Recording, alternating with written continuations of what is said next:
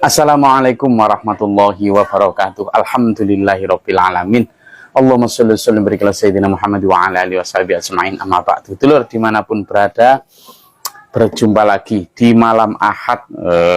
Kita apa itu namanya? Apel. Kalau dulu zaman anak-anak tahun 90-an namanya apel. Nah, kita saling apel ini, ngapelin. Anggap aja kita adalah kekasih dalam keimanan. Alhamdulillah. Dulur, saya kemarin baca ada satu status apa tweet ya di Twitter apa di Instagram kemarin itu. Ada seorang bilang gini, siapa yang mewajibkan seorang ibu menyusu anaknya? Ini badan-badan gue sendiri, terserah gue dong. Dia bilang gitu. Jadi dia bilang tidak mau menyusui anak karena menyusui atau kewajiban menyusui itu termasuk semacam apa, pemaksaan katanya begitu dan lain sebagainya. Jadi saya baca itu di tengah komen yang penuh dengan kemarahan, tapi saya malah membaca itu sebagai sebuah kasihan gitu. Kasihan. Kenapa? Jadi gini dulur, sebenarnya Allah atau Tuhan kita itu sudah mendesain tubuh kita sedemikian rupa. Pertama mendesain tubuh kita ya, itu sedemikian rupa canggih sekali, dengan memberi pula oleh Allah itu aturan untuk menggunakannya gitu loh. Jadi gini, nanti akan arahnya ke sana. Jadi Tuhan mendesain kita, anatomi tubuh kita ini itu sudah sedemikian canggih, sedemikian apa, luar biasa ini ya, apa,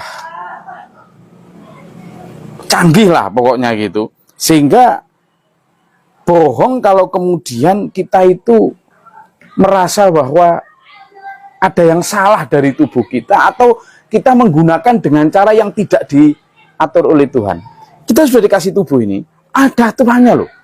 Terutama kita sebagai umat Islam ya, kita di umat Islam itu sudah sangat diberitahu bagaimana cara menggunakan tubuh ini. Termasuk bagaimana ketika seorang ibu melahirkan. Jadi gini dulu, dalam surat Al-Baqarah itu dijelaskan ya, ada satu ayat dalam Al-Quran itu di ayat 234 ya, itu dijelaskan ini, bagi ibu-ibu yang melahirkan, maka bagi mereka yang menginginkan untuk menyusu anaknya selama 2 tahun penuh gitu, maka itu akan lebih baik. Jadi liman aroda ayyutim marrobo'a haulaini kamilaini liman aroda ayyutim marrobo'a. Jadi ibu-ibu yang melahirkan itu dalam Islam dianjurkan untuk menyusui anaknya selama 2 tahun penuh. Saya ulangi, selama 2 tahun penuh. Ini terutama untuk ibu-ibu, terutama ibu-ibu muda nih, yang sekarang lebih mementingkan penampilan daripada kesehatan anaknya. Padahal pada saat yang sama sebenarnya Tuhan ketika memberikan aturan untuk tubuh ini, bagaimana termasuk bagaimana menyusui, itu justru untuk sama dengan yang diinginkan manusia. Nanti akan saya tunjukkan, ada minimal 7 kelebihan kenapa kita diperintah menyusui. Jadi saya tadi membuat catatan. Jadi satu diantaranya, kebetulan saya dulu pernah menjadi direktur sebuah program kerjasama pemerintah Amerika Serikat dengan pemerintah Indonesia di bawah naungan USAID, United States Agency for International Development. Saya kebagian sebagai Regional Office Director untuk program Maternal Newborn and Child Health. Jadi sebuah program kesehatan ibu bayi baru lahir dan anak, disebut KIBLA. Itu sampai kita melakukan advokasi kebijakan bagaimana agar kabupaten-kabupaten itu mengeluarkan perda untuk agar menyusu dini, termasuk diantaranya ada IMD namanya, inisiasi menyusu dini, atau kalau orang Inggris bilang immediate breastfeeding atau menyusu dini. Kebetulan saya pernah menjadi kepala program di bidang itu. Tapi tidak itu yang membuat saya ingin membagi topik ini sekarang. Tapi bagaimana Allah begitu luar biasa dan kita ini wis jane kata orang kayak taat gitu aja wis. Kenapa? Gini dulu. Ternyata perintah Allah untuk agar manusia itu menyusukan anaknya itu luar biasa, terutama untuk kepentingan ibu. Jadi ada 7 cara itu, ada 7 kepentingan bagaimana seorang ibu itu nanti punya keuntungan ketika dia menyusu. Pertama, ternyata dengan menyusui sempurna itu pertama secara otomatis alamiah itu merupakan KB alamiah. Apa kalau maksudnya? Menunda kesuburan. Jadi dengan menyusui secara sungguh-sungguh itu ternyata benar-benar bisa tanpa misalnya ini bisa benar-benar menunda kehamilan selanjutnya. Sehingga family planning atau itu ternyata sudah diatur sedemikian rupa oleh Allah. Itu yang pertama. Lalu yang kedua adalah rahim itu lebih cepat kembali kepada ukurannya normal. Kenapa? Karena ada kontraksi ketika seorang ibu menyusui. Jadi rahim itu kan ketika dia hamil selama 9 bulan kan mengembang tuh. Lalu kemudian ketika lahir kan masih kena. Nah itu dengan cara menyusui itu akan kembali kepada ukuran sempurnanya di awal. Asalkan menyusui dengan benar. Yang ketiga, naluri keibuannya itu meningkat. Misalnya terutama sebagai ibu-ibu yang pertama baru melahirkan. Itu kan belum punya pengalaman sebagai seorang ibu. Nah, dengan menyusui itu ada semacam pengalaman psikologis kepada anak, sehingga tumbuh itu naluri keibuannya. Yang keempat adalah dengan menyusui, maka berat badan yang biasanya seorang ibu ketika hamil meningkat itu akan kembali menyusui, akan kembali kepada keadaan semula. Yang kelima, ya, mengurangi terkena resiko penyakit kanker payudara maupun kanker rahim. Loh, luar biasanya itu. Jadi sebenarnya ya Allah, makanya tadi ada anak yang kemudian anak muda atau apa ya yang sekarang lagi booming itu kan dia merasa this is my body, nobody can order my body. Wah, gaya-gayanya kayak ini tubuhku nggak boleh ada yang ngatur, sampai disuruh tutup aurat barang nggak mau itu loh, yang gaya-gaya gitu loh. Nah, ini apa? Ternyata yang keenam juga mengurangi resiko osteoporosis atau kekeroposan tulang itu. Nah, ini yang menambah lagi semangat harusnya seorang ibu untuk mau menyusui.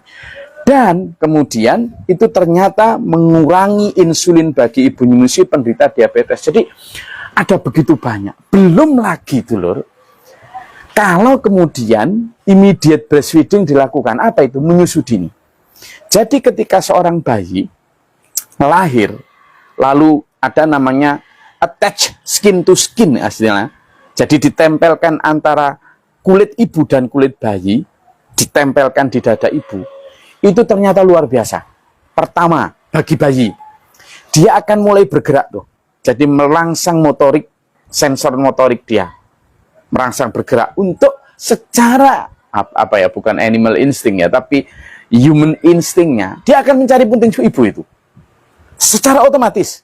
Jadi nggak boleh langsung ditaruh di pas, tapi dia biarkan mencari. Ketika dia merangkak di itu, ternyata dia akan menjilati itu kulit ibu itu, dan itu luar biasa untuk si bayi. Begitu dia dapat payudara ibunya, lalu dia menyusu, cairan pertama yang berwarna kuning itu namanya kolostrum. Itu adalah cairan yang paling baik sebagai imunisasi bayi. Bukan lagi imunisasi buatan, tapi imunisasi alamiah dari Allah yang diberikan untuk bayi. Dan tidak ada satupun imunisasi apapun, TT ini, TT itu, yang menandingi kekebalan tubuh yang dibangun oleh kolostrum tadi. Loh, tetapi kadangkala memang ada beberapa kasus yang tidak langsung keluar susu ibu itu. Memang perlu kesabaran. Dan hebatnya lagi, bayi itu ternyata didesain oleh Allah, jadi dia kan punya ari-ari tadi itu. Ketika dia di rahim ibu, itu dia makan ari-arinya, ya kan? Bukan makan ari-ari, tapi makan nutrisi yang dilahirkan oleh ari-ari. Dan selama 3 hari setelah lahir, itu dia masih punya cadangan makanan selama 3 hari. Jadi kalau bayi belum dapat air susu ibu nangis itu biasa. Harus lebih sabar lagi. Kadang memang air susu ibu tidak keluar dalam 2-3 hari. Lebih sabar. Jangan langsung dikasih susu formula. Nah ini loh dulur. Kadang kita seolah-olah pengen nanti biar badannya lebih kembali bagus dan lain sebagainya. Ternyata sebenarnya justru kita merusak. Anak kita juga merusak. Dan keuntungannya lagi dengan menyusui tadi, maka terbangun chemistry antara ibu dan anak. Gitu dulur. Jadi jangan salahkan kalau sekarang anak-anak banyak yang kemudian enggak takut sama orang tua, berani melawan orang tua, ya karena maaf cakap jarang yang disusukan. Minimal 6 bulan pertama jangan dicampuri yang lain-lain. Wah, saya banyak menyaksikan 6 bulan pertama jangan ditambahi sama makanan inilah, makanan itu, alalah, sudahlah. Memang produsen ya pinter ya caranya menggaul. Ini adalah biar untuk kecerdasan anak, Bu. Sudahlah, kecerdasan anak itu mending daripada untuk susu formula untuk anak ibu. Mending ibu aja makan yang enak, makan yang baik. Apalagi kalau diselingi dengan puasa, nah ini jalinan spiritual antara ibu dan anak akan terbangun. Benar, jadi itulah yang saya maksud tadi, bagaimana Allah mendesain, betapa maha canggihnya desainnya Allah itu. Ya, betapa maha. Jadi selama itu kontraksi itu akan menyehatkan ibu sendiri dan kemudian anak. Itu sudah ada. Jadi zaman kalau melihat sebenarnya kalau bisa saya tunjukkan begitu, jalinan antara jaringan di dalam payudara ibu sampai ke anak itu ternyata mampu membangun satu ikatan yang kuat di mana itu. Jadi negara canggih saja sekarang baru itu malah membuat satu aturan di mana maternal leave atau ibu melahirkan bisa menyusui itu sampai 6 bulan itu dengan paid leave loh ya. Jadi cuti tapi tetap digaji. Saking pentingnya. Kenapa? Karena anak adalah investasi generasi masa depan. Jadi sebenarnya memang negara juga harus bertanggung jawab untuk itu. Makanya alhamdulillah kemarin waktu saya dan tim Kibla itu menemukan ada sekitar 9 perda yang dilahirkan oleh 9 kabupaten di seluruh Jawa Timur waktu itu, yang menjamin bagaimana agar ada peraturan daerah yang mendorong agar ibu-ibu menyusui anaknya minimal selama 6 bulan pertama dan kalau bisa sampai 2 tahun selanjutnya. Ya, jadi ini kita bersyukur dulu sebagai umat Islam yang diatur sedemikian oleh Allah. Kita ini terutama ya sebagai umat beragama itu diatur oleh Allah sedemikian rupa, terutama di Islam kita.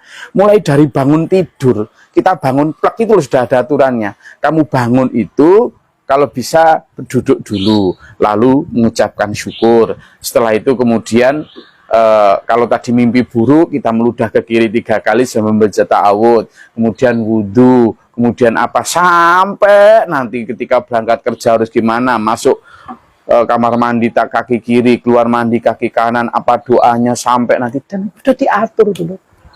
Jadi kita ini ibaratnya adalah mobil yang diciptakan Allah, ada guidebooknya, ada manual booknya. Ikuti itu, insya Allah sehat lahir batin, jasmani rohani, selamat dunia akhirat. Cuma manusia ini sok-sokannya kayak tadi itu, this is my body. Nah, akhirnya kemudian saya terjebak di tubuh perempuan padahal saya ini laki-laki, saya terjebak di tubuh laki-laki padahal saya ini perempuan, saya tak ganti ini aja. Ya Allah, zaman itu loh siapa kok sok-sokan ya itu. Jadi saya ingin memulai dari sana tuh loh, betapa benar diatur dalam Al-Quran, bahkan cara menyusui, dan ternyata baru kemudian sekian tahun dibuktikan oleh dunia kedokteran juga dunia ginekologi betapa pentingnya menyusu itu. Sehingga saya rasa itu kajian kita pada malam hari ini. Saya akan mengajak bahwa A itu adalah tidak, agama itu kocar kacir. Agama tidak kocar kacir berarti teratur. Islam artinya serah diri tunduk patuh. Islam artinya damai. Berarti agama itu adalah aturan Allah untuk mengatur kita serah diri tunduk patuh mencapai kedamaian, keselamatan dunia maupun akhirat. Ikuti itu, insya Allah kita akan selamat sehat jasmani rohani, selamat dunia sampai akhirat kita. Insya Allah. Sampai ketemu pekan depan dalam topik yang berbeda. Salam sejahtera dari saya di Lamongan. Terima kasih. Bila taufiq wal hidayah. Wassalamualaikum warahmatullahi wabarakatuh.